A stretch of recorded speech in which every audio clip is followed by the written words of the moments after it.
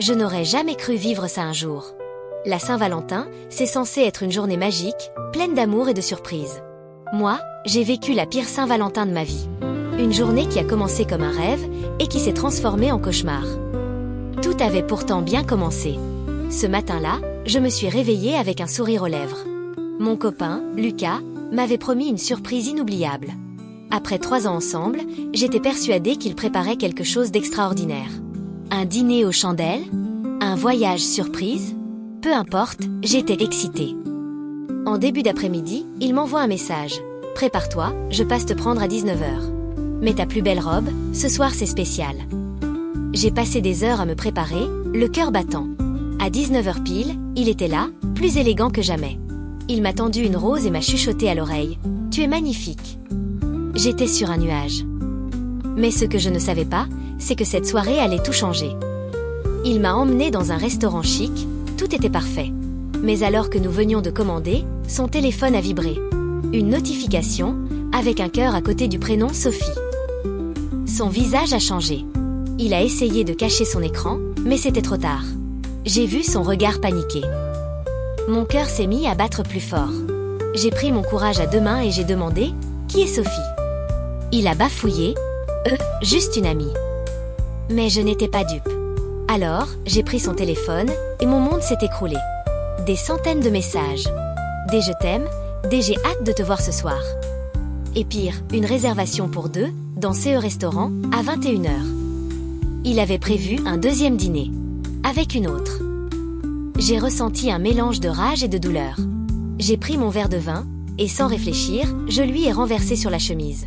Tout le restaurant s'est retourné vers nous. Lui, il était figé. Moi, je tremblais. Puis, j'ai pris mon sac et je suis partie, sous les regards curieux des autres clients. Je me suis réfugiée dans un taxi, le cœur en miettes. J'ai fondu en larmes. Je me suis demandé comment j'ai pu être aussi aveugle. Comment une si belle journée pouvait-elle se transformer en cauchemar? Mais ce n'était pas fini. En arrivant devant chez moi, je suis restée figée. Lucas était là. Il m'attendait, un bouquet de fleurs à la main. Comme si un bouquet allait effacer tout ça. Je suis descendue du taxi, les larmes coulant encore sur mes joues. « Laisse-moi t'expliquer. Ce n'est pas ce que tu crois. » Sa voix tremblait, mais moi, je ne ressentais plus rien. Juste du vide. Je l'ai regardé droit dans les yeux et j'ai murmuré « Tu m'as trahi. Et ce soir, tu m'as perdu. » Puis, j'ai déchiré les pétales de sa rose sous mes doigts et les ai laissés tomber au sol. Il est resté là, silencieux, pendant que je franchissais la porte de chez moi, sans me retourner. Je me suis enfermée dans ma chambre et pour la première fois, j'ai souri tristement. Parce que malgré la douleur, j'avais compris une chose. Il valait mieux être seule que mal accompagnée.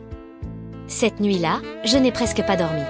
Allongée sur mon lit, les yeux fixés au plafond, les souvenirs de la soirée défilaient en boucle dans mon esprit. Chaque je t'aime échangé, chaque promesse chuchotée, tout semblait désormais si faux, si amer. Le matin, une douleur sourde m'enveloppait. Mais au milieu de la tristesse, quelque chose grandissait en moi.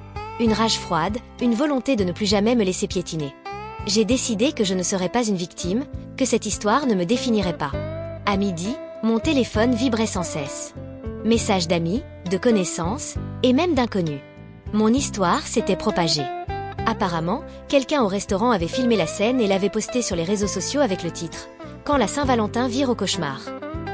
Des milliers de vues, des centaines de commentaires. Certains me soutenaient, d'autres me jugeaient. Mais le pire, c'était Sophie, la 2e femme. Elle avait vu la vidéo, et elle aussi s'était rendue compte qu'elle avait été dupée. Dans un élan de colère, elle a publié une capture d'écran des messages de Lucas, prouvant qu'il jonglait entre nous deux, et sûrement bien d'autres. Le scandale éclatait. Lui qui s'était toujours vanté d'être un homme respecté, il était désormais la risée du net. Il ne m'a fallu que quelques heures avant qu'il ne revienne vers moi. Cette fois, pas de fleurs, pas de supplications. Juste un message, « Je suis désolée. Je peux t'expliquer. » J'ai pris une grande inspiration, et j'ai souri. Parce que cette fois, je savais que je ne répondrais pas. J'ai supprimé son numéro. J'ai bloqué son profil. Et pour la première fois depuis longtemps, j'ai ressenti une immense légèreté. Lucas n'était plus qu'un fantôme du passé. Et moi, j'étais enfin libre. Parfois, les pires moments de notre vie nous offrent les leçons les plus précieuses. Cette Saint-Valentin était un désastre, mais elle m'a réveillée. Elle m'a appris qu'on ne doit jamais quémander l'amour, encore moins supplier le respect. Et toi? As-tu déjà eu une révélation après une trahison? Partage ton expérience en commentaire, et surtout, n'oublie jamais ta valeur. Parce qu'aucune relation ne mérite de te faire douter de toi-même. L'amour, c'est beau, mais parfois, c'est cruel. Et surtout, méfie-toi des promesses trop belles pour être vraies.